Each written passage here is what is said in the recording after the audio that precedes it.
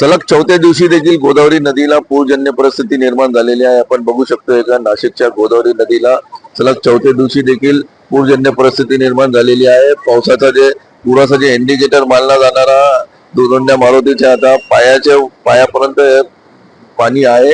एकूणच नाशिकमध्ये 4 दिवसापासून पाऊस सुरू झालेला आहे आणि पावसामुळे गोदावरी नदीमध्ये पाण्याची पातळी वाढलेली आहे। काल गंगापूर धरणातून जवळपास 3800 क्युसेक इतका पाण्याचा विसर्ग गोदावरी नदीमध्ये करण्यात आलेला आहे आणि त्यामुळे गोदावरी नदी आपण बघू शकतोय का दुधडी भरून वाहत आहे।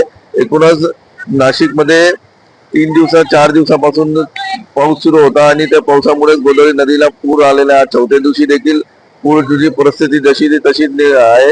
एकूणच गोदावरी नदीला आलेल्या पूरमुळे गोदाकाठी राहणाऱ्या लोकांना नाशिक महानगरपालिकेच्या वतीने सतर्कतेचा इशारा देण्यात आलेला आहे। आज रविवारचा दिवस आहे, सुट्टीचा दिवस आहे आणि त्यामुळे आज सकाळपासूनच आपण बघू शकतोय का जे बाहेरून येणारे जे पर्यटक होते ते पर्यटक मोठ्या संख्येने आता गोदावरी काठी येत आहे। पूर बघण्यासाठी ते गर्दी करत आहे।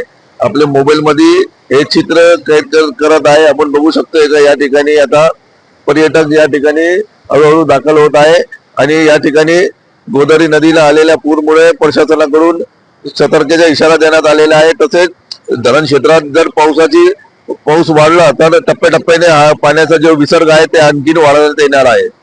तब्रेज शेख, साम टीव्ही न्यूज, नाशिक।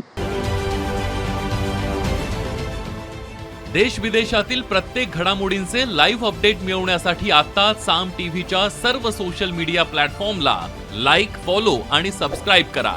तसंच सर्व नोटिफिकेशनसाठी बेल आयकॉन प्रेस करायला विसरू नका।